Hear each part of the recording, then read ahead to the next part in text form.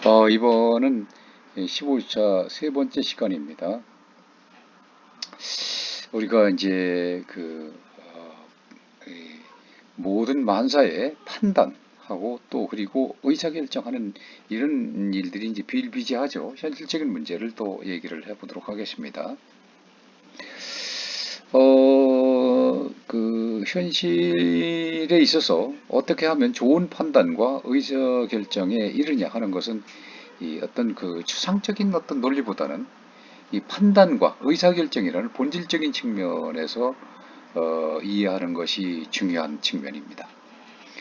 그래서 인간이 무엇인가를 판단하고 결정할 때에 어떤 측면들을 근거로 하는가를 살펴보면 그 근거들은 우리가 지금까지 생각해왔던 것과는 사뭇 다른 양상들을 보인다는 것이 바로 심리학자들의 공통된 의견이죠. 그래서 심리학자들의 그런 관점에서 한번 살펴보도록 하겠습니다. 어떤 경우에는 만족과 기쁨 지향적이며 또 어떤 다른 상황에서는 이 불안 회피적인 경향을 강하게 보이죠. 합리적 판단 자체는 그다지 중요한 목적이 아니라는 것입니다. 그래서 이를 알기 위해서 그것도 오류, 편향이라는 인간의 그 판단과 의사결정에 고집스럽게 개입하는 그 측면들을 한번 살펴보도록 하죠. 호감의 유지, 비호감, 개선 이런 것들, 이런 측면에서 이제 한번 바라보면 이, 그, 이 호감의 형성이 중요한데 호감의 형성에 중요한 첫 인상이 강력한 힘이라고 하는 거 이미 이 심리학적 측면에서 여러 연구에서 밝혀져 왔었습니다. 상대의 그 인상 파악이라고 하는 것은 단 0.1초 정도의 짧은 시간에 이루어진다라고 웰리스와 이제 토드로보는 얘기를 하고 있습니다. 그래서 이것은 사람에게만 국한되지는 않는다는 거죠. 사물이나 심지어는 웹사이트에 대한 어떤 인상 그 자체도 0.05초 만에 바로 형성이 된다. 이렇게 얘기를 합니다. 그렇다면 우리는 이런 짧은 시간 안에 어떤 판단에 필요한 그런 정보들을 어떻게 처리하는 것인가? 인간의 정보 처리 과정을 고려할 때에 이렇게 짧은 시간 내에 모든 정보를 처리한다는 것은 불가능합니다. 처음에 제시되는 몇 가지 정보에 기반해서 판단하게 이루어지는데 이를 초도 효과라고 하죠. 처음 딱 보면은 알 수 있는 초도 효과. 그래서 애쉬의 예치는 이를 확인하기 위해서 이 성격을 묘사하는 여러 가지 형용사를 순서만 다르게 해서 제시했고, 먼저 제시되는 형용사의 영향력이 더 크다는 것을 보여주었습니다. 즉, 먼저 접한 이 특징에 주의를 기울이기 때문에 이후의 정보는 큰 영향을 주지 못한다는 것이죠. 실제로 모든 정보를 수집해서 판단하는 것은 불가능하고 또 굳이 그럴 필요도 없기 때문에 짧은 시간에 쉽게 첫인상을 형성하는 겁니다. 그래서 한번 형성된 그 인상은 바로 쉽게 바뀌어지지도 않는다는 것이죠. 호감의 유지라고 하는 거는 또 호감이 반대인 비호감의 개선에 앞서서 가장 먼저 생각해야 할 부분이 바로 첫 만남에서 좋은 인상을 형성해야 된다는 겁니다. 우리가 여기서 지금 심리학적인 측면에서 얘기하는 것은 우리 기본이 되어야 된다는 것, 이런 현실적인 그런 측면을 우리가 이해를 하면서 천명을 같이 이해하자는 뜻입니다. 그래서 일반적으로 첫인상을 형성하고 나면은 상대방에 대한 우리 판단이라고 하는 건 좀처럼 변하지 않는데요. 그것은 이 첫인상에 형성된 호감이나 비호감이 그대로 유지되는 경우가 많다는 것입니다. 첫인상이 중요한 이유죠. 심지어 그래서 비호감이야 라는 판단을 내리고 나면은 상대방에 대해서 더 이상 알아보려고 하지도 않는 경우가 많다는 것은 바로 첫 대면에서 호감 형성의 중요성을 말해준다는 거죠. 그렇다면 왜 우리는 이 첫 대면에서 형성된 인상을 왜 바꾸지 않느냐? 이런 문제가 나오죠. 그래서 그걸 이제 확증 편파라고 하는 그런 현상이라고 말하는데요. 이 사람들은 일반적으로 자신의 입장을 지지하는 증거에 초점을 맞추고 반대되는 증거는 무시하는 경향을 보인다는 거죠. 보고 싶은 것만 보고 또 느끼고 싶은 것만 느끼고 이렇게 하다 보니 그런 심리적 영향이 있다는 거죠. 누군가가 그래서 믿음직스럽다거나 지적으로 보인다는 등의 그 판단을 내리게 되면은 그 다음부터는 자신의 판단과 다른 행동을 했을 때 애써 무시하거나 변명거리를 찾아주는 것이죠. 마찬가지로 해서 까다로워 보인다거나 이기적으로 보인다는 그런 등의 인상이 이미 형성되고 나면은 이후에는 부드럽고 조화로운 행동들은 가식적이라거나 아부일 것이라고 생각해서 판단의 변화에 별로 영향을 주지 못하는 확정을 해버린다는 거죠. 확정 편파하죠. 그래서 이와 같은 그 선택적 증거 수집이라는 경향으로 해서 이해 첫 인상에서 호감을 형성하지 못하는 경우 이를 회복하기가 굉장히 어렵다는 겁니다. 두 번째로는 감정 지속이라는 법칙이 있는데요. 이것은 이 상대방에 대한 어떤 자신의 생각이나 감정에 대한 근거가 사라져도 일단 정서적 판단이 쉽게 바뀌지 않는다는 경향성을 보인다는 그런 것입니다. 즉 누군가에게 호감이나 어떤 비호감을 형성하고 나면은 그 정서적 판단이 비교적 견고하게 유지된다는 것이죠. 예컨대 상담 시간에 자신의 말을 잘 들어주는 지도교수의 모습에 따뜻함과 자상함을 느꼈다면 이후 강의 시간에 딱딱하고 엄격한 모습을 보인다고 해도 그분에 대한 정서적 판단이 쉽게 달라지지 않는다는 것입니다. 회사의 동료와의 첫 만남에서도 짜증을 느꼈다면 그 이후에 그 마음이 바뀌지 않는다는 겁니다. 이것들을 이렇게 생각을 종합해서 본다면 먼저 호감을 형성하는 것이 상당히 중요하다는 것이죠. 왜냐하면 상대방에 대한 정서적 판단이 이루어지고 나면 좀처럼 바뀌지 않기 때문이죠. 일단 형성된 호감이나 비호감이 그대로 유지될 가능성이 크면 그 호감의 유지를 위해 드는 그 노력에 비해서 비호감의 개선이 상대적으로 어려울 가능성이 크다는 것이기 때문입니다. 그래서 호감을 형성하고 유지하는 과정을 단계별로 나누어 볼 필요가 있는데 먼저 첫 대면에서 이루어지는 인상 형성, 즉 두 번째는 관계를 맺어 나가는 과정에서 작용하는 어떤 공감의 힘, 마지막으로는 좀 더 긴 시간에 걸쳐서 호감을 유지하거나 비호감을 개선하는 데 역할을 하는 평판의 중요성, 이런 순서로 이어져야 한다는 것입니다. 그래서 좋은 인상의 형성은 어떻게 해야 되느냐?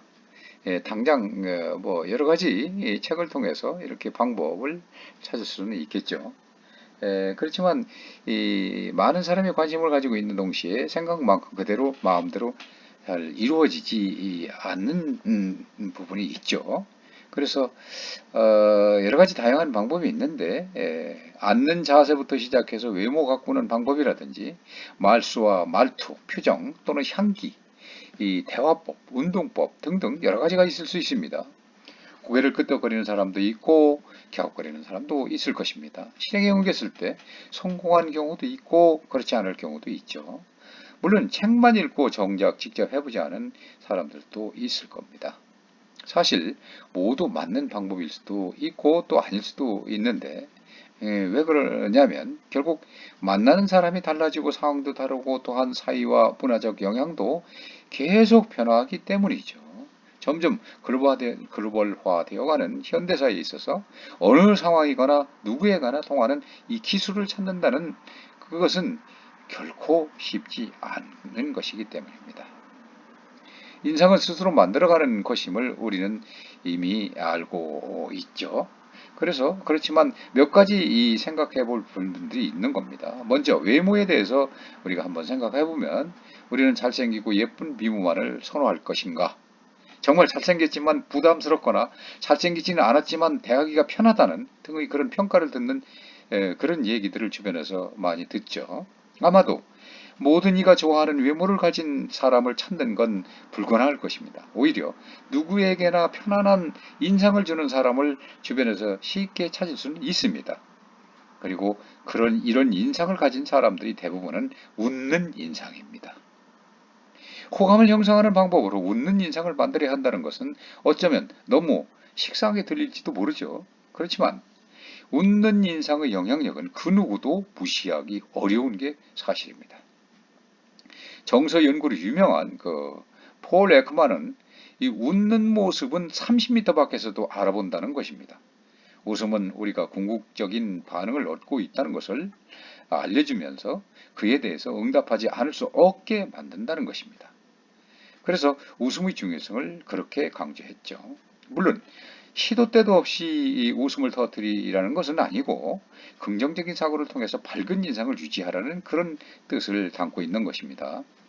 선천적인 외모는 바꿀 수 없지만 인상은 노력을 통해서 형성할 수 있는 겁니다. 중요하죠. 선천적인 외모는 바꿀 수 없지만 인상은 노력을 통해서 형성할 수 있다. 미국의 16대 대통령 링컨은 사람은 40대 이후에 자신의 인상에 책임을 져야 한다. 이런 말을 남겼습니다. 인상은 스스로 만들어가는 것임을 우리 모두 이미 알고 있는 겁니다. 이 공감의 힘이 중요한데요. 2012년도 모 방송국에서 방영했던 신사의 품격이라는 드라마에서는 모든 걸 완벽하게 갖춘 김도진, 장동건 분이었죠.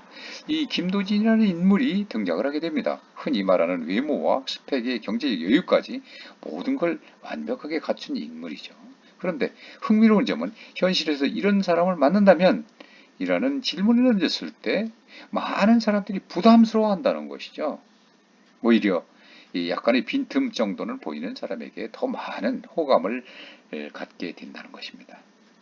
그 이유 중 하나는 우리와 다른 세계에서 사는 사람이 느낌이 들어서이기 때문이라는 것입니다. 즉 공감할 부분이 많지 않을 것이라고 생각하게 된다는 것입니다. 예를 들어보죠. 2014년 방영된 죽은의 태양에서 귀신을 보는 여주인공이 그렇지 않은 상대방과의 관계에서 어려움을 느낄 때 남자 주인공은 상대방의 세계를 완벽하게 이해하려는 경우는 없다라고 하면서 그들의 간극을 메워나가려고 합니다. 상대방과의 다름을 인정하고 배려하면서 공통점을 찾아가는 것이 공감에 이르는 길인 것입니다. 상대방과의 다름을 인정하고 배려하면서 그리고 공통점을 찾아가는 것이다. 이것이 바로 공감이다. 그런데 항상 자신의 입장에서 그야말로 생각하고 또 다른 사람들이 나를 이해해 줬으면 하는 이런 사람들이 있죠. 이 대표적인 그것이 바로 비호감입니다. 그런 것을 우리는 비호감이라고 하는 거죠. 관계의 종류, 또 호감과 비호감에서 사람들의 관계와 호감의 형성에 유사성이 중요한 역할을 한다는 것을 알 수가 있는데 그 이유는 무엇일까요? 비슷한 주체나 특징을 통해서 서로의 의견이나 마음을 나눌 수 있기 때문인 것입니다. 즉 서로에게 공감할 수 있기 때문이죠. 공감은 타인의 정서 상태를 이해하고 감정을 공유하는 것을 말합니다. 공감은 단순히 걱정하는 말을 건네거나 표현을 하는 게 아닌 타인의 입장에서 같이 생각해 본다는 그런 점에서 동정과는 다른 것입니다. 이 공감의 이제 기본적인 방법은 대화인 것입니다. 타인에 대한 판단 중 상당 부분은 그 사람과의 대화를 통해서 이루어지게 되죠. 업무와 관련된 대화에서부터 개인적인 고민 상담까지 이 대화를 통해서 상대방을 파악하게 되는데 이때 중요한 것이 바로 공감인 것이죠. 물론 비슷한 취미를 가졌다거나 어떤 공통의 주제가 있다면 대화를 진행해 나가기가 매우 수월할 것입니다. 바꿔 말하면 누군가의 만남을 준비한다면 그 사람의 그 관심사에 대해서 미리 알고 가는 정도의 노력을 해야 한다는 것이죠.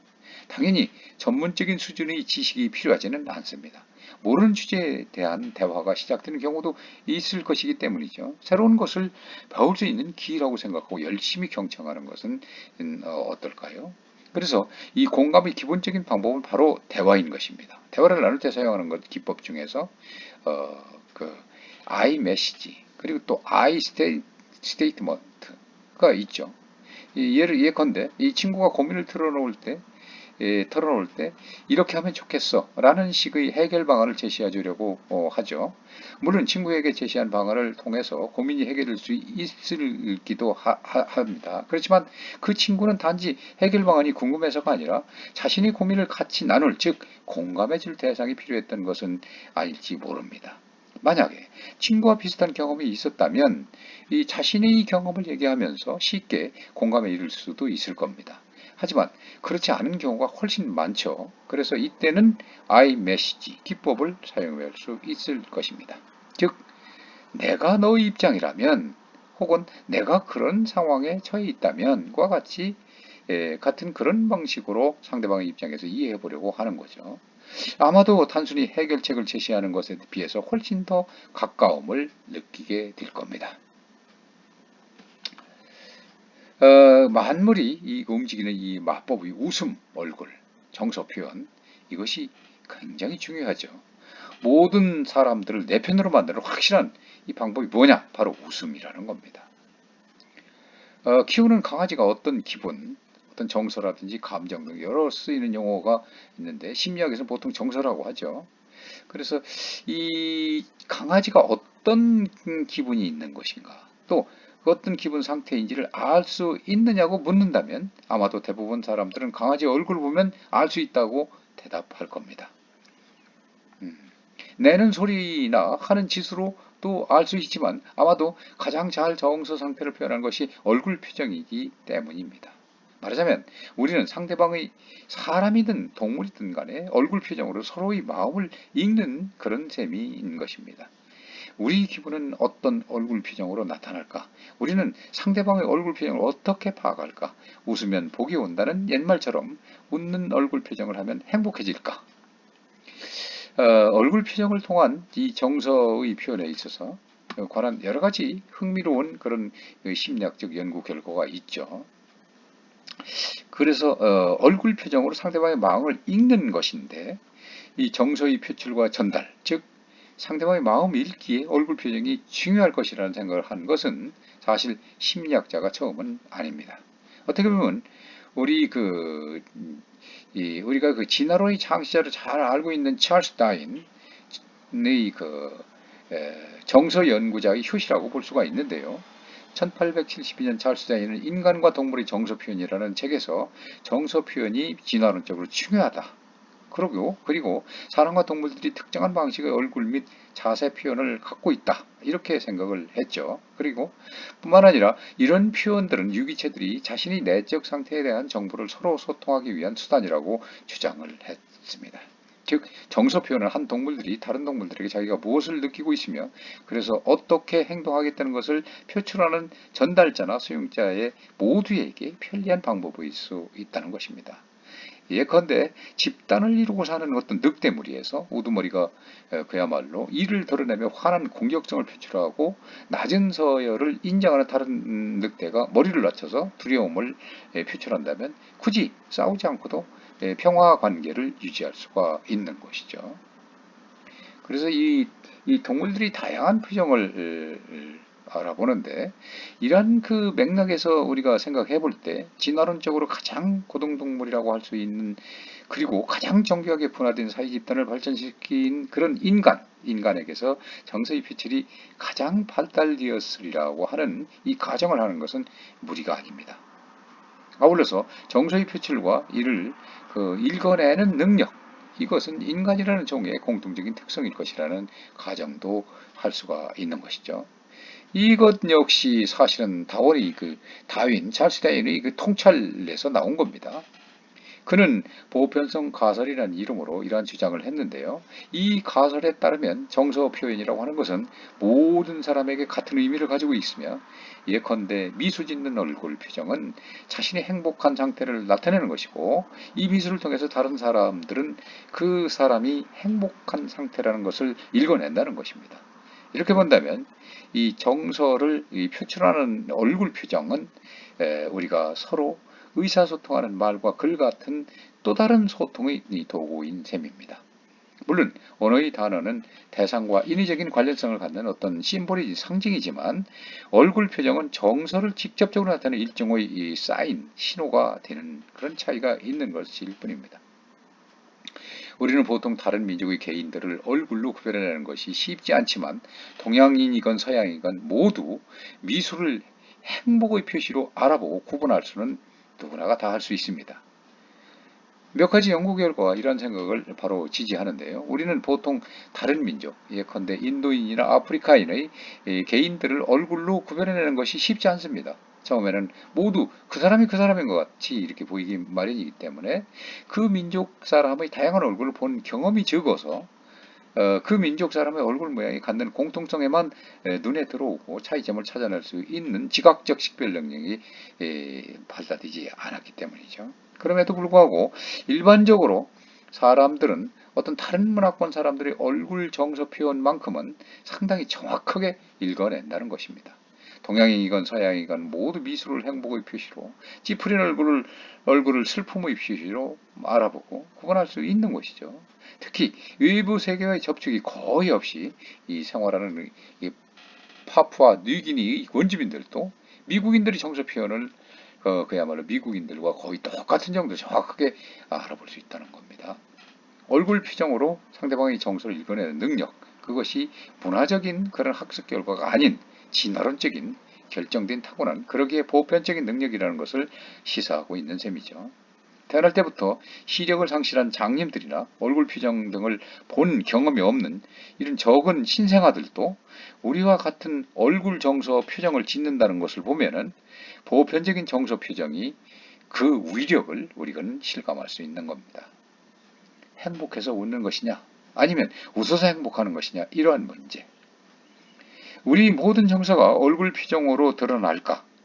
아니면 오히려 경우에 따라서는 내적인 어떤 기분이나 감정 상태를 겉으로, 즉 얼굴 표정으로 드러내지 않으려고 하는 이 경우도 있을 수 있죠. 그리고 얼굴로 얼마나 다양한 정서 표정을 만들어낼 수 있느냐. 뛰어난 연기자들이 그 상황에 따라서 짓는 다양한 얼굴 표정들을 보면 경이로운 게 사실입니다. 앞에서 언급한 연구 결과들은 보통 인간의 그 6가지 기본적인 정서인 화, 혐오, 공포, 행복, 슬픔 및 놀람의 얼굴 표정을 사용해 얻어진 것입니다.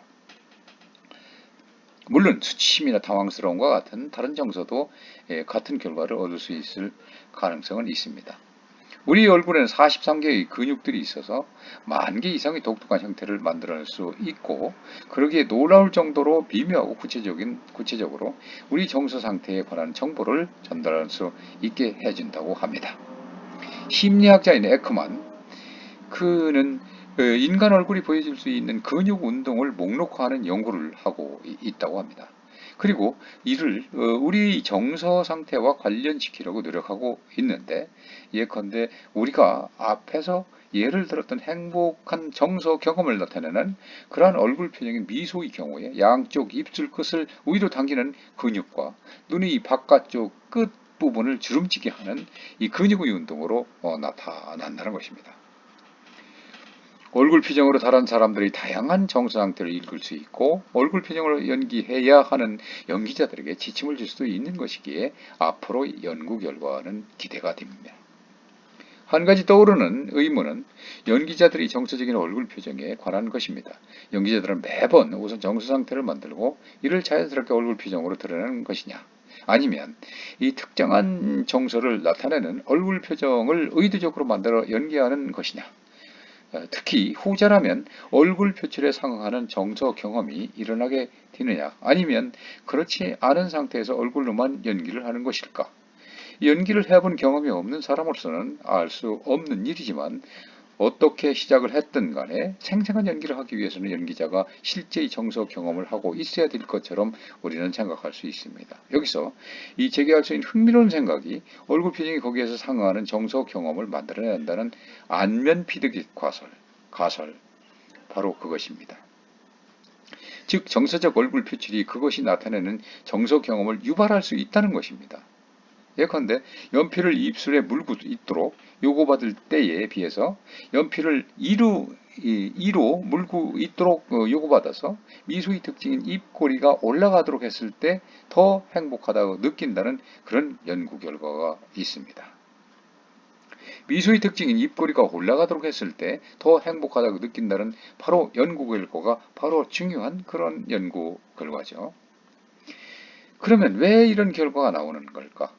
아마도 미소 짓는 얼굴 표정이 우리의 행복하는 경험을 직접적으로 나타내는 신호이기 때문에, 즉 그 표정과 감정이 강력하게 연결되어서 거의 하나이기에 어느 것에서 시작했건 했던 간에 동일한 상태에 빠지는 것이 아닌가 하는 추측을 할 수 있습니다. 물론 그 기제는 앞으로 연구를 통해서 밝혀야 될 필요가 있죠. 여하튼 우리에게 주는 시사점은 명확합니다. 기분이 울적하고 우울할 때는 거울을 보면서 입꼬리를 올리고 얼마 동안 미소 짓는 얼굴 표정을 해보게 되는 일입니다. 기분이 좋아질 때까지 온몸을 쫙 펴고 심호흡도 하면 더욱더 좋아질 수가 있습니다. 이처럼 행복해서 웃음이 저절로 나올 수 있지만 거꾸로 웃으면 행복해질 수도 있는 것입니다. 그러면 입꼬리가 올라가도록 어떻게 하면 될까? 우리가 흔히 말하는 그 입이 귀에 걸리게 하려면 어떻게 해야 하나? 위에서 말한 실험 결과는 연필을 입술로 무는 것보다 이로 무는 것이 훨씬 입꼬리가 올라간다고 했습니다. 그러나 그보다 더 입꼬리가 올라가게 하는 그야말로 이제 그런 방법도 있을 수가 있죠. 즉 왼쪽 손이든 오른쪽 손이든 한쪽 손을 사용해서 엄지손가락과 집게손가락으로 입꼬리 안에 집어넣고 세로 쪽으로 쭉 벌린 다음 그대로 눈꼬리 쪽, 귀 쪽으로 올리게 되는 겁니다. 물은 무리하지 않게 하면서 호흡은 코로만 쉬지 말고 입으로도 쉬는 것이죠. 이때 집게손가락 옆 손가락들을 볼을 감싸서 올려주게 되는 겁니다. 입으로도 숨을 쉬라는 것은 코의 호흡이 부담이 되도록 이를 해소하라는 것이고 나머지 손가락들은 볼을 감싸서 올리라는 것은 웃음의 근육을 더 발달시키기 위함일 뿐입니다. 눈 밑의 주름을 방지하기 위함이죠. 무리하지 않는 범위 내에서 이렇게 10분 내지 20분 정도만 하면 그 거울을 보면 얼굴 모습이 달라졌음을 확연히 느낄 수 있습니다. 물론 잠시 동안만이지만 이것이 지속되면 서서히 인상이 달라지게 됩니다. 앞서서 얘기한 바와 같이 불행하게도 웃는 얼굴을 갖지 못하고 태어났다 하더라도 얼마든지 웃는 편한 인상을 노력만 하면 만들 수 있다는 것입니다. 웃는 얼굴을 하면 모든 사람에게, 심지어는 개 등 동물에게조차도 편하게 다가서 갈 수 있는 느낌을 줍니다. 따라서 인간관계에 있어서도 좋은 인상으로 호감을 주게 되므로 쉽게 친해질 수 있고 설득이 수월하여 쉽게 내 편으로 만들 수 있는 것입니다. 웃는 얼굴에 침 못 뱉고 웃는 얼굴에 강아지도 꼬리를 흔든다는 그런 말이 있죠. 그야말로 웃음이란 마음과 사랑으로 모든 만물과 소통할 수 있는 마법인 겁니다.